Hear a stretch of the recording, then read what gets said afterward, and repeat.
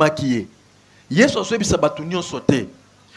Il disait à ceux qui avaient crié à sa parole que si vous persévérez, il y a des dimensions. La première dimension, c'est accepter Jésus-Christ comme Seigneur et Sauveur. Si tu acceptes la parole, et la deuxième dimension, c'est demeurer dans la parole. Observez les Écritures. Méditez. J'ai dit à l'église, pourquoi vous venez à l'église, vous n'avez pas de Bible? Et vous connaissez, vous avez maintenant des conséquences. Les conséquences, c'est que vous avez des pengui. Motuni oyaka liso église te pona bina royakaka. Ba conséquence ya kozanga kotanga liloba ya Nzambe. Amen amen. Mutu muso azo église te kitozona ni na koma na ngana église okuna. Ba conséquence ya kozanga liloba ya Nzambe na fina. Mutu muso lobeli eboy asilika tremba bina ko liso église te. Pona nini? Ba conséquence ya kozanga liloba ya Nzambe. Mama na église aleluya. Nano tolobela mutute ndenge Yesu lobela Pierre. Ba kimate. Amen. Abenga démon. Démon côté Satan. Arrière de moi Satan. Donc alongo na Pierre na dimension ya ba démon, alongo na dimension ya ba sorcier, abenga Satan. Et puis muta obenge bongo na Nzambe. Il voyait Satan dans la vie à Pierre. Mais Pierre a kimate. Pierre était là. Et vous savez la finalité c'est quoi? Et ça Pierre n'a pas clé à l'église. Amen, amen. Au bien la vie, muto ba lobela kamingi, ba gangela kamingi, ba tuka kamingi, ndensamba tombola. Ça c'est le principe de Dieu. Amen, amen. Au yako remarqué, Jacob a bundi na Nzambe. Jacob a zo bunda na Nzambe na butu. Nzamba zo ebisa Jacob a lobe Jacob. Tongo ezotana na bondeli yo Jacob. Tikanga na kende nga Nzambe batu bamona kanga te babika. Amen, amen. Oui, réponse à Jacob ezani. Abi na oti côté. Otika Nzambe po ani. Alléluia. Église, okokoza la fondi maka Yesu na vina yo. Obandai ko sala ba kope bandai ko pesa yo mbongo. Mais tant comme mona na Nzambe ba porte nyonso ekangami pia kezola na yo kotika Nzambe te. La même dimension ba kombeza makasi na vie na yo, c'est de la même dimension que tu verras une gloire élevée. Muto abundaka mingi na vie et après muto azo rebelle. Alléluia. Olemba pona ni. Otika Nzambe pa bukio. Jacob alobi na otika yo te. Butu mobimbanga na yo. Jacques Debo Jacob a simbi. Tala, cette année, longo na niveau ko bundana batu koma obundana Nzambe. Longo na niveau ko bundana bandoka famille na koma obundana Nzambe. Nana mangengenge. Nana lusisila. Yana lobaki samedi oyo. Tu as na prière na Nzambe. Oba ozana tamba ina tongo. Tongo tomatisam. Tu as sona tango bundana ba sorciété. Donc to bundana Nzambe. Prière. Amen, amen. Jacob a sembié. Jacob n'a pas Jacob a bon mandengai. Zamba beta Jacob a. Obi a isa passé. Obi a isa ni nerf sciatique. Tu me dois bela nerf sciatique ba son de sala. Ah, lokolo. Passe. Moi mon kolo le lokolo moi na muke. Musisa oyo. Ba minga ngaba lokolo ba serre. Ah oui, ça yo. Musisa oyo. Ekangiye. Jacob a eu capacité. Nzamba la bisiko ozwi. Ay longonga na ken. Jacob a l'habité. Bomanengai. Amen, amen. Tala 2026 on obade na Nzamba bomayo. Atana liete mengana na église. Atana liete mena okendote ya ye. Atana zwimbongo te na okomisa ye. Ataba tuba osekanga me Yesu na Yesu. Ata vina ngeso ke liboso te Yesu na Yesu. Ataba tuba otiolanga Yesu na Yesu. Amen, amen. Alléluia. Jacob alobi bomanengai. Voilà la persévérance dans la parole. La persévérance paye. Amen, amen. Sœur, et ça n'a pas tout bakuta na ba mibali moko boye na vie. Mobali wana zakane na mbongo te. Piaka. Boko ke va ne bo petam so 1000 francs pa ba opeso ezate. Mais bo solo la rakaka. Bo solo la rakaka. Yo potika ka été. Yukuto edakaye. Yukuto kabelakaye. Mais la persévérance, batebele baloba, batebele ba finga, batebele ba tonga, babi yo na ba niveau na yo, oya bongi na yo te. Mais yo tolobelaka yo, ndeko nini baloka yo nini. Mais ya lobinga kaka ye. Un jour, nous sommes visités mutu wana. Lelo so tali ba on a libala ba vande kimia. Oyo mabala mingi bato ba vanda malamu eza mabalo ba umeli na passe. Umeli na passe. Ya bisengo. Ils ont pas problème belé. Amen, amen. Vous savez pourquoi? Mais c'est la persévérance.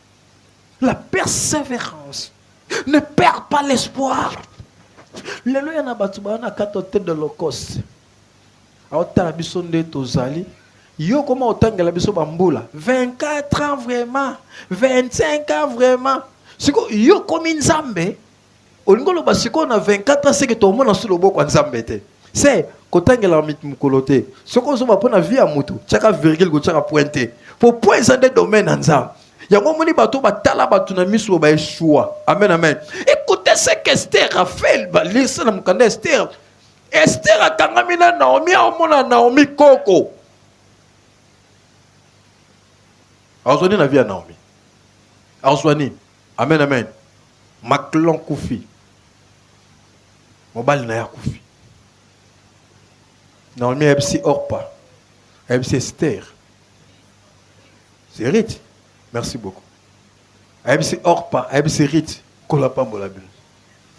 A ebsi Orpa. Bibo kende bo zonga na bamboka na bino.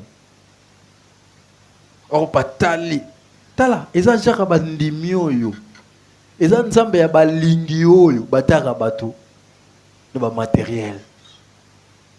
Amen, amen. Opa! Otala men Naomi koko oyo na kozwa nini na vie na ye. Nga vraiment na bataille oyo na banzoto oyo kaka pa Naomi na vandele ya koko Alexandre ba temps pour rien. Mais c'est Rite, voilà, mais Rite. Aïbsi Naomi alobi esika nyonso yo ozala ngana ozala. Nzambe na yo akozala. Ta côté Rita ki alobi nzambe na yo akozala nzambe na ngai. Amen, amen. Aotala su Naomi te ke yo boto bota te problème na ngai te. Nana posa na satan de su te ke yo bota mona ti mona na kokola ngape na okoma de ya mukolo makasi. Mais ngana yebi ke nzambe. Tala bien aimé. Kangama na nzambe otelo lokosi. Ce n'est pas un problème de chaise, c'est un problème de Dieu. Alléluia. Et un problème, il y a un nzambe. Naomi Rita persévérer. Akutana Boaz. Alléluia. Moutonnion soit persévérant. Car la présence en Zambé a vivre un changement dans ta vie. Voilà pourquoi Bible dit si vous persévérez dans ma parole, ne te limitez pas à persévérer dans la prière, mais persévère aussi dans la parole de Dieu.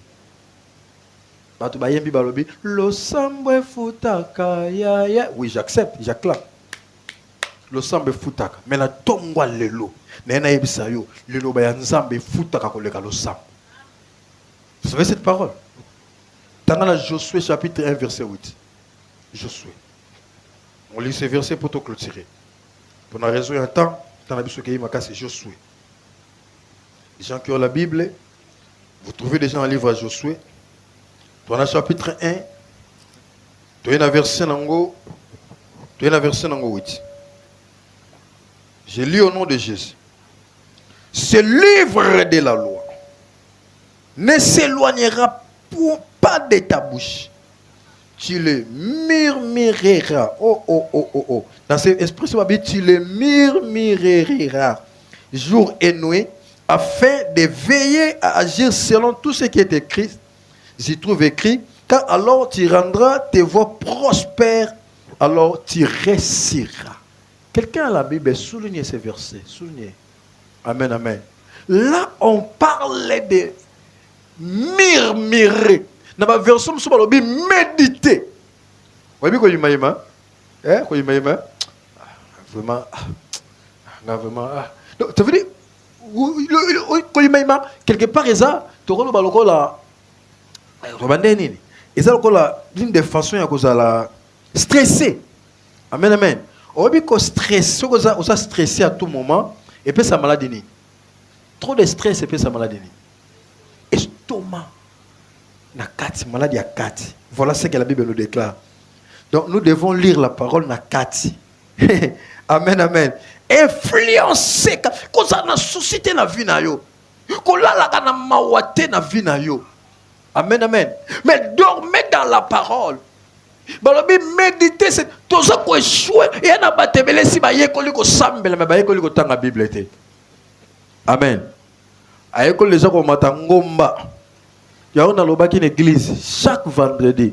Toi dans nous de prière, to sambeli muke na butu to fongoli Bible, to bandi enseignement. J'ai béni le Seigneur parce qu'il y avait que des personnes ba ki batumsu ba été. Nazo même pas terre quoi enseigner bango na butu. Mais on a quand même prié. Mais ça veut dire les vendredis, on a la nuit de prière dans toute l'église. Amen, amen. Les secrets de la réussite. Les secrets de la réussite. Bien-aimé dans le Seigneur. La prière te donnera la faveur de savoir comment demander à l'Éternel. Mais voilà où se trouve le secret de la réussite, c'est la parole. Il y a la Bible dans la vinayo. Tanga kama konyanzan.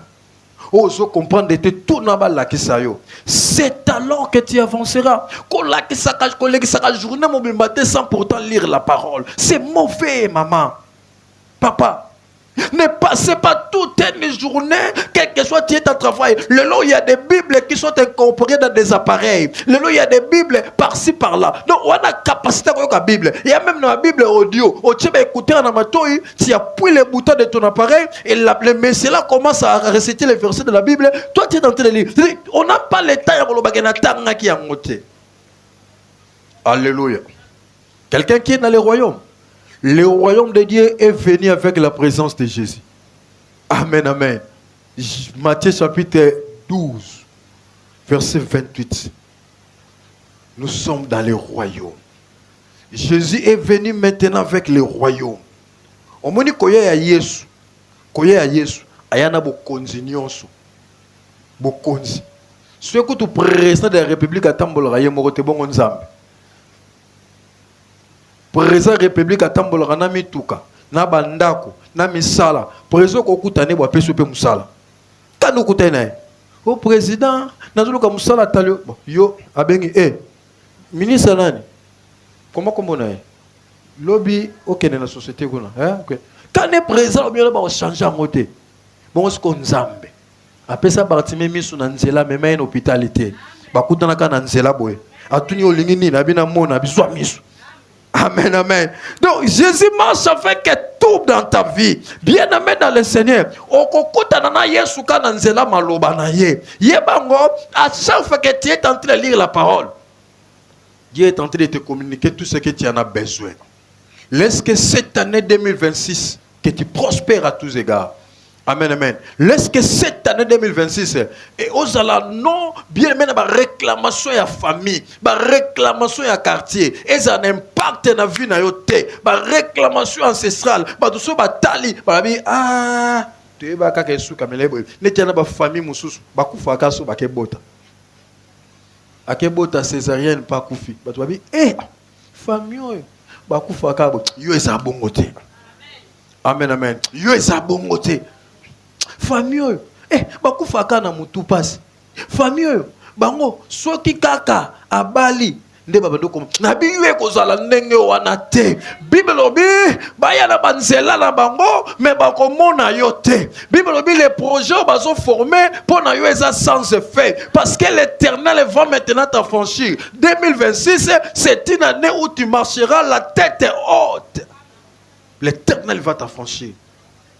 Mais persévérer dans la parole. Tikaba loba, tikaba beta na bagazon. Persévérer dans la parole. Ba osale lorote. Amen, amen. Ba osale lorote na yebiso na tongo na lelo. Tala, et yana bato mususu bakufa lokola ba Simeon. Alors binzambe na lingi siko na kufa po mukonda nge koki. Yo kufa lokola kizoba te. okufa bongo te lokola Cicéron kufa te ba yambie auti bitumba un grand général auti bitumba ye makasi akimi na ndako mwana mwasi mwana kombo ya Jaël si je me trompe pas mwana mwasi yambie ebisi mukonzi général tikana batama banguna bazoya général alali kimia ba finiki elamba mwana mwasi azuli konga ayena muto général to tala général ne akufi lokola zoba amen yo kufa lokola kizoba te amen amen Siméon lobi Zamba tika siko na kufa pona moni makambo lobaki na ngana mona o nyonso nzamba lobela yo qu'est-ce que tu as déjà pris o moni de nini mozo lela pona nini écoutez longola no misu ya komona rabato si bazwa eko edeo te obika gloire nzamba longola na misu ko kotala rabato baloba mabe pona yo longola na misu soko no telo lokoto tala rabato kinga lo manani ayete lo panani ayete longola na yo misu nzela nzamba zomema yo yebite ta musu ana batu mususu yo ko silisa ko mona bango te menzamba longoli yo memi onetasi kuno mona so mona manani mona panani Alléluia. Est-ce que je parle à quelqu'un? Que cette année, nos yeux soient maintenant focalisés vers l'éternel. Tout le monde en est et nous marchons dans la foi, non par la vie. Et que la réussite va nous accompagner. Mais une chose que tu dois graver dans ta vie, que dans le royaume de Dieu, tu dois maîtriser la parole. Tanga Bible nzambe. Tanga makomi. Chikanza mapambola mutumoko. Betela koloma boko makasi. On acclame sa présence. On acclame sa gloire. Yo sopona